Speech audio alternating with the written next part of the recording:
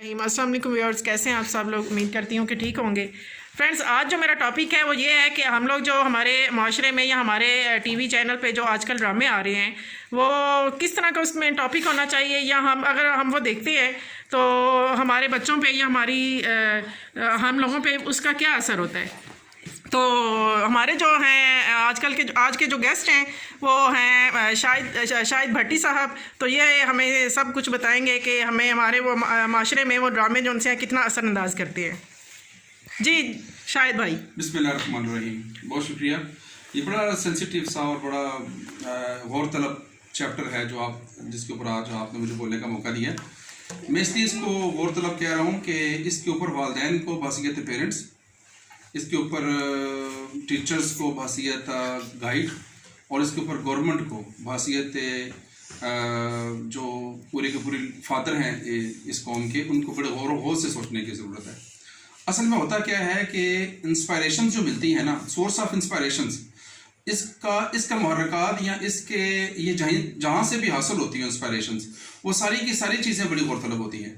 Inspiration हमें कहाँ से मिलती है? इंस्पायरेशन हमें मिलती है कि जो चीज़ें हम टीवी के ऊपर देखते हैं। इंस्पायरेशन हमको मिलती है जो चीज़ें हम अपने हीरोज़ के अंदर देखते हैं, जिनको हम लोग हीरोज़ कहते हैं। हीरोज़ की तारीख मुख्तलिफ होती है, तारीख भी मुख्तलिफ होती है, मुख्तलिफ सकाफ़तों में हीरो का मुख्तलिफ डिफिनेशन है। लेकिन मैं जो बात कर रहा हूँ वो ये कह रहा हूँ कि जिन लोगों को हम टीवी के ऊपर देखते हैं और उनको फॉलो करते हैं, जिसके फॉलोशिप है, वो बेसिकली सोर्स ऑफ इंस्पायर्ड होता है, सोर्स ऑफ इंस्पायरेशन होता है। अब देखिए, आप टेलीविजन की बात करते हैं ना, तो टेलीविजन में को बहैसियत देखने का जो मकसद है ना, इसको पहले डिफाइन करने की ज़रूरत है। Why we watch the television, क्यों हम टेलीविजन देखते हैं, क्यों हम ड्रामा सीरीज देखते हैं, क्यों हम फिल्म देखते हैं। बेसिकली इसका एक ही जवाब है, वो ये है कि बेसिकली हर इंसान एंटरटेनमेंट का तलबगार होता है, और रोज़मर्रा की ज़िंदगी में बहुत सारे कामों के बाद हर इंसान को एंटरटेनमेंट की ज़रूरत है। पहले वक्तों में एंटरटेनमेंट घरों में मुहैया थी। दादा भी सोर्स ऑफ एंटरटेनमेंट था, जब वो अल्लाह लल्लाह की कहानियाँ सुनाया करते थे, जब वो अंबिया किराम के किस्से सुनाया करते थे। दादी के पास लेट कर भी जब वो बचपन के वाक़यात सुनाया करती थी, तो ये सोर्स ऑफ एंटरटेनमेंट हो जाता था।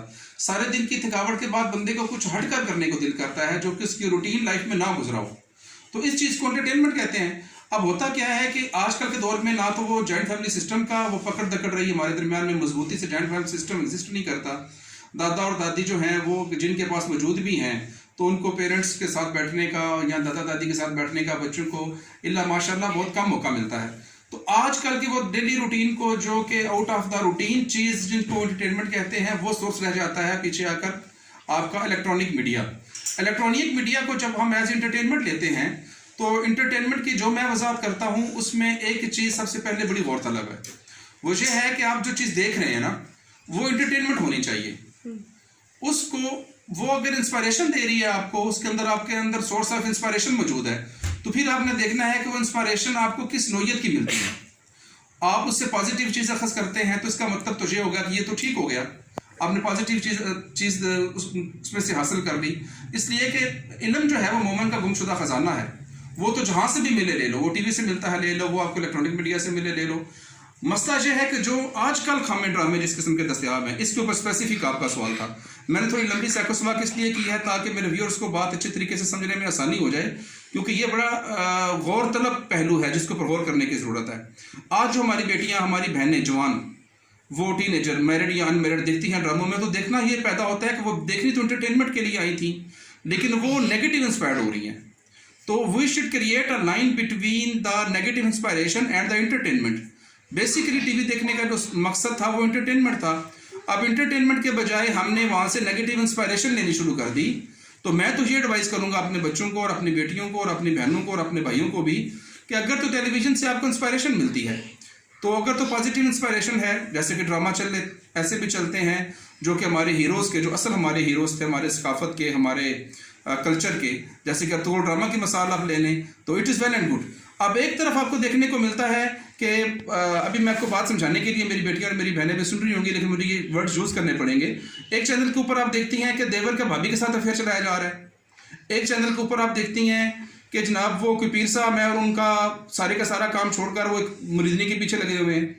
एक तरफ आप देखते हैं कि बाप ससुर जो है उसके बहू के साथ शादी करने का प्लान था, तो वो बहू बनकर घर में आ जाती है।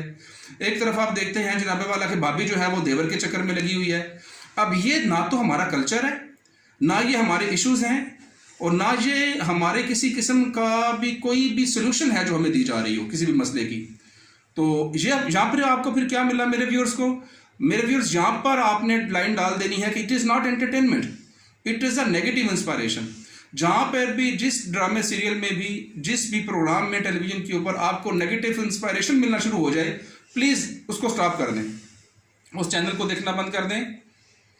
देखना बंद नहीं कर सकते तो उस टीवी को कम से कम उस ड्रामे सीरियल को देखना बंद कर दें, ताकि इसकी रेटिंग को कम किया जा सके। और ये हमारे कल्चर के इश्यूज नहीं है। इससे जो आपको इंस्पायरेशन मिलेगी, ये एक मैसेज है जो किसी लॉबी का काम हो सकता है इसके पीछे, या इसके पीछे सिर्फ और सिर्फ जस्ट फॉर रेटिंग हो सकता है कि ऐसे अछूती किस्म की स्टोरियां बनाई जाएं जिससे बच्चों के अंदर एक क्यूरियोसिटी और तजस्सुस पैदा हो, जिससे हमारी रेटिंग बढ़े। तो उनके मकासद कुछ भी हो सकते हैं, लेकिन हमें क्या हासिल हो रहा है इसके बदले? Not entertainment. Entertainment is just see, laugh and go. अगर मैं आपको एंटरटेनमेंट की मिसाल दूं ना, एक तो पॉजिटिव एंटरटेनमेंट है, दैट इज गुड। इसकी मैं आपको एक एग्जांपल देता हूं। आजकल बड़ा हिट ड्रामा सीरियल है जिसकी 600 से ज़्यादा साथ हो गई हैं, उसका नाम है बुलबुले। उसमें मोमो आती है।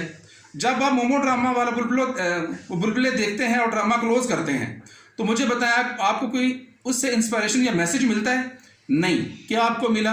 जस्ट जैसे ही आपका वो ड्रामा या टीवी ऑफ हुआ, तो आपकी तबीयत के अंदर जो सारे दिन की रूटीन थी उससे आपका ज़हन हल्का तो हो गया, लेकिन मैसेज आपने नहीं लिया। It is called entertainment. इससे आपको इंस्पायरेशन नहीं मिली। अभी आपने ड्रामा देखा, ड्रामा देखने के बाद आपके ज़हन में स्टोरी चलनी शुरू हो गई कि जनाब ये ससुर, बहू, भाभी, देवर, तो ये एक इसके पीछे थीम है। It is not entertainment, it is the negative inspiration. तो create the line between the negative inspiration and watch the electronic media just for entertainment. तो जिससे कोई मैसेज मिलता है तो मैसेज पॉजिटिव लेना है। अगर मैसेज पॉजिटिव नहीं है तो ये इसके पीछे लॉबी है, आपका दिमाग ख़राब किया जा रहा है और उनके अपने मकासद हो सकते हैं। और अगर बहुत भी पॉजिटिव इस चैप्टर के ऊपर बात करें तो रेटिंग इशू हो सकता है, ताकि अनहोनी और अछूतियाँ स्टोरियाँ बनाकर उनको इस बात से गर्ज नहीं है कि बच्चों के ज़हन कितने परागंदा होते हैं और कौमें कितनी बिगड़ जाती हैं। और एंटरटेनमेंट वो है जिसको अगर आप ऑफ करें तो कोई मैसेज आपको हासिल ना हो, सिर्फ आप हंस पड़े हैं, क्या लगाया है, थोड़ा दिल हल्का हो गया है, तो इसको आप एंटरटेनमेंट के कॉलम में डाल दें। और पॉजिटिव अगर कोई चीज़ देखते हैं तो उसको पॉजिटिव लें, इट इज़ गुड। लेकिन जो इंस्पायरेशन आपकी नेगेटिव है, ये मेरा इशू है, जो नेगेटिव इंस्पायरेशन है, प्लीज़ ऐसे ड्रामों को, ऐसे सीरीज़ को देखना बिल्कुल बंद करें और इनके मालकान तक ये मैसेज पहुँच जाए कि ये कौम जो है, ये इनके इश्यूज़ नहीं हैं, ये हमारे घरों के मसाइल भी नहीं हैं। हो सकता है वो प्रोड्यूसर जिसने ये ड्रामा लिखा हो उसके घरों का ये मसला हो। अच्छा भाई शाहिद साहब, आप मुझे बताएं, आजकल ड्रामा चल रहा है रक्से बिस्मिल, और उसमें है कि एक जो हीरो है वो जो है वो बहुत अच्छा काम कर रहा है, बहुत पीर है, माशाल्लाह से वो 5 वक्त का नमाजी है, लेकिन एक ही दम उसका दिमाग ख़राब हो जाता है। यानी कि वो एक लड़की को देखता है और घर में उसकी सख्ती है, अपनी बहन के पे वो इतनी सख्ती करता है, और जब वो खुद देखता है, जब खुद उस अमल में आता है तो वो उसका जो दिमाग ख़राब हो जाता है। तो इसकी क्या वजह है? यानी कि उस लड़के को क्या उसके बारे में क्या कहेंगे आप? इस ड्रामे के बारे में क्या कहेंगे आप? जी, वो मुझे जो आप बात कर रही हैं मेरे ख्याल से ये वही हैं जो महमूद असलम भी है उसमें। जी जी बिल्कुल, वो पीर साहब बने हुए हैं और उनका बेटा जो है वो एक वो लड़की है जो किसी बाजार की है, उसके साथ उसको इन्वॉल्व हो गया है, फेयर हो गया है।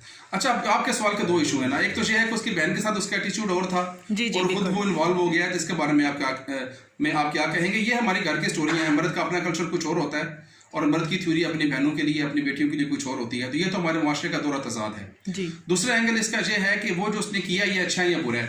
देखें, कोई भी चीज़ वो बुरी नहीं होती जो फितरत के तहत होती है। फितरत की अप्रोच को आप कभी भी बुरा नहीं कह सकते। असल में अच्छाई या बुराई का तयन होता है कि वो उसको हासिल करने के लिए लाइन कौन सी इख्तियार करता है। देखें, उसको एक लड़की से प्यार हो गया, इट इज़ नेचुरल, फितरत है, प्यार हो सकता है। ये लव ऑन वन साइड भी हो सकता है, ये इंट्रैक्शन से भी हो सकता है, ये हो गया, इट इज़ नेचुरल, ओके। अब उसको निकाह का पैगाम भिजवाता है, शादी करता है, तो ये पॉजिटिव चीज़ है, इसके ऊपर किसी किस्म का मुज़ायका नहीं है।